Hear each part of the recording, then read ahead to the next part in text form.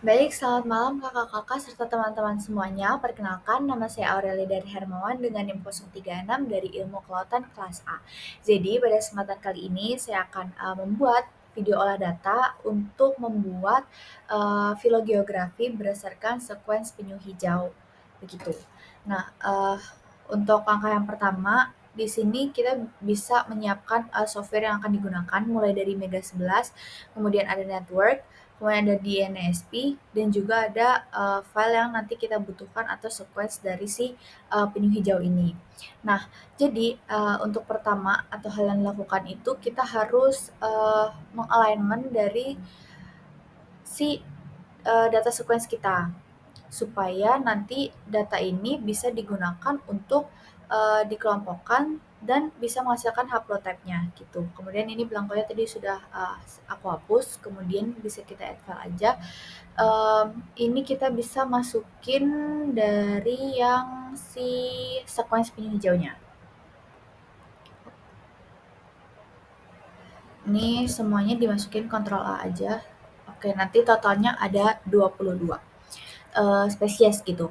Nah, kemudian langkah selanjutnya ini kita akan mengalignment atau kita akan mensejajarkan dengan menggunakan align with muscle di align DNA. Kemudian oke aja, tunggu loading.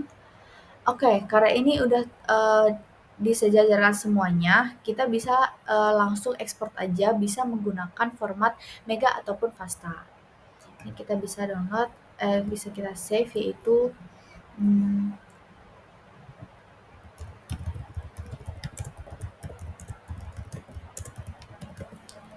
Oke. Kemudian bisa juga harus dipastikan kalau nanti penyimpanan format atau datanya itu filenya itu diketahui gitu. Nah, buat selanjutnya setelah kita mengalignment dengan si Mega ini, kita bisa masuk ke DNSD. Oke, baik. Selanjutnya karena tadi kita udah mengalignment dari si Mega, data sequence kita dengan Mega, selanjutnya kita masuk di open data file. Kemudian kita buka tadi sequence kita yang dalam format FASTA. Ini, open. Oke, setelah itu ini data information-nya bisa kita close aja. Kemudian buat selanjutnya kita bisa ke generate haplotype data file. Kemudian kita mengubah set with gaps-nya itu menjadi considered, kemudian generate data royal file. Oke.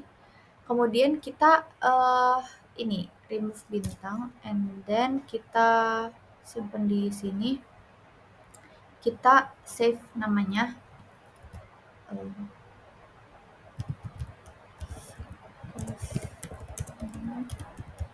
hijau DNSP. Oke, save. Yes, oke. Okay.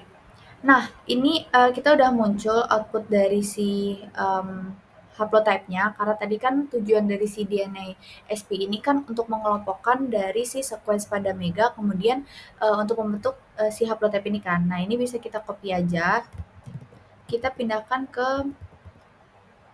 Notepad. Oke. Selanjutnya, setelah kita pindahkan dari Notepad, kita bisa masuk ke network. Nah, di network ini kita masuk import RDF file. Kita continue. Nah, kita masukin tadi RDF yang udah kita save sebelumnya dengan format RDF-nya. Ini kan berarti open. Nah, setelah itu bisa kita save nih. Kalau udah muncul kayak gini. Ini kita save aja. Oke. Kita save di sini.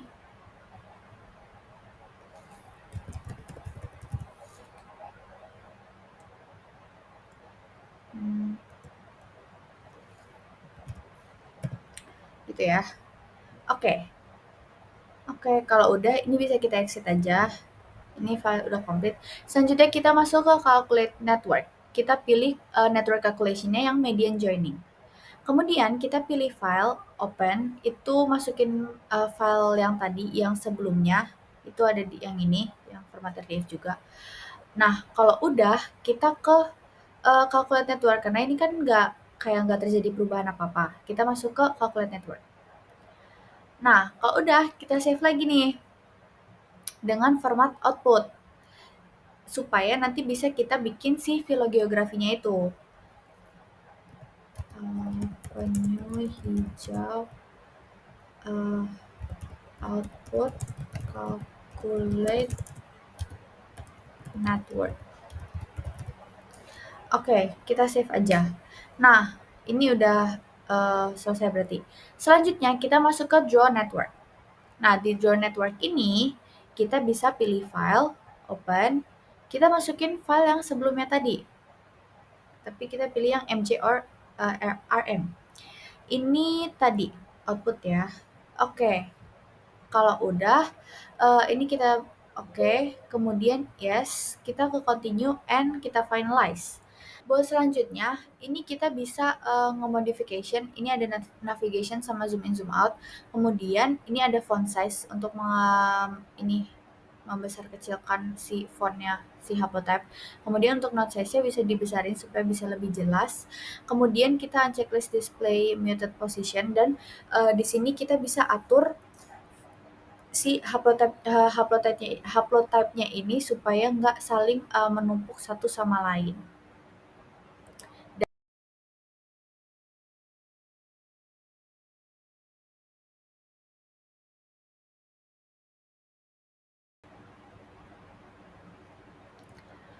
Nah, ini kan terdapat beberapa titik-titik merah ya. Nah, titik-titik merah ini menandakan bahwa atau dinamakan dengan median vectors. Jadi si median vectors ini menandakan kalau sudah terjadi mutasi menjadi beberapa haplotype gitu.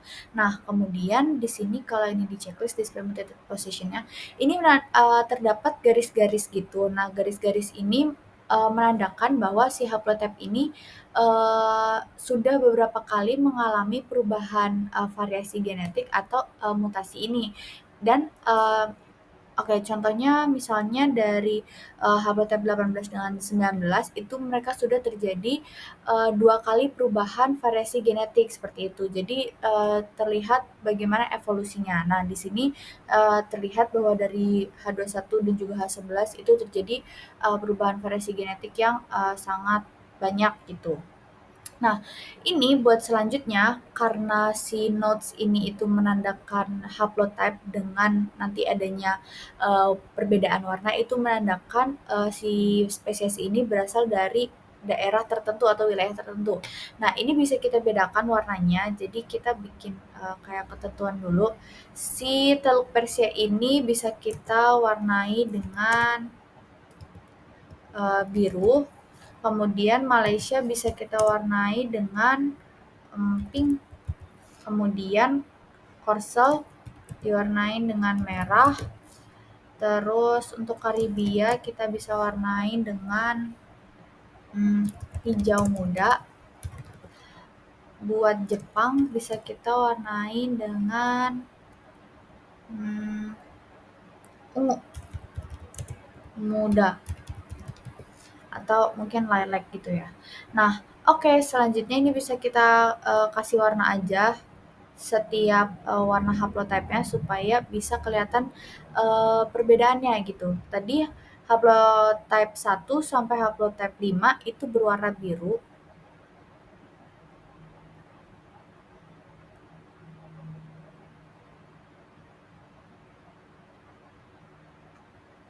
Oke, haplotype 1 sampai haplotype 7, 6 ya? 5. 1 sampai 5 itu biru. Itu ada di ini. Kita klik kanan, klik change, kemudian warnanya biru muda kan, berarti ini aja. Oke. Oke. Nah, ini kita ganti seterusnya juga ya, sampai haplotype ke 5 tadi.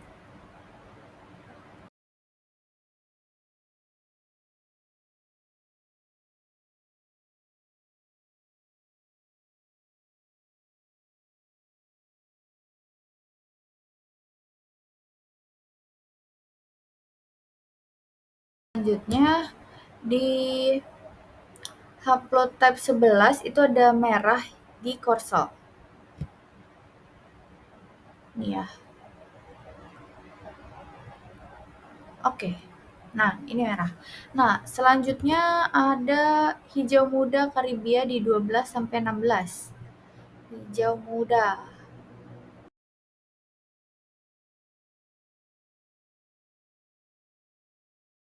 Selanjutnya itu ada di perairan yang Jepang, itu dari haplotype 17 sampai haplotype 21 atau 22 itu ditandai dengan warna ungu muda.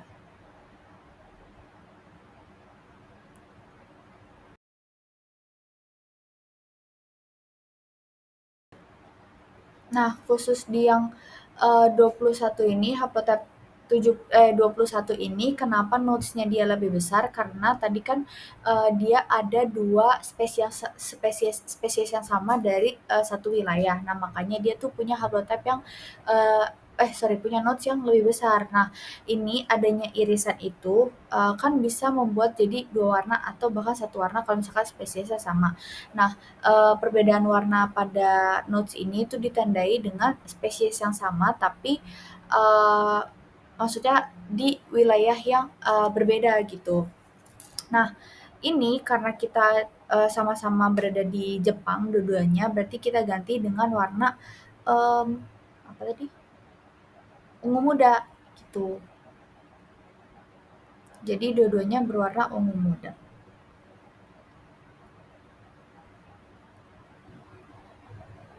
Oke, jadi di sini udah kelihatan perbedaannya uh, antara persebarannya gitu ya. Oke, kemudian uh, selanjutnya ini hasilnya udah kelihatan, bisa kita save aja atau bisa kita print dengan print to PDF. Oke, sorry ini kayaknya better digedein lagi. Nah, oke. Um, Oke, ini bisa di file aja, print, print to PDF, oke. Terus ini hasil filo filogeo.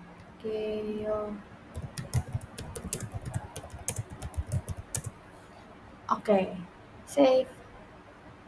Nah, nanti hasilnya akan seperti ini.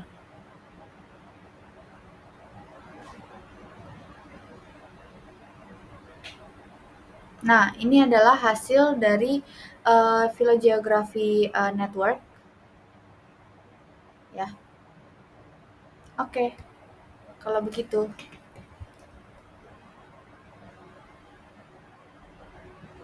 Nah, sekian dari saya. Terima kasih.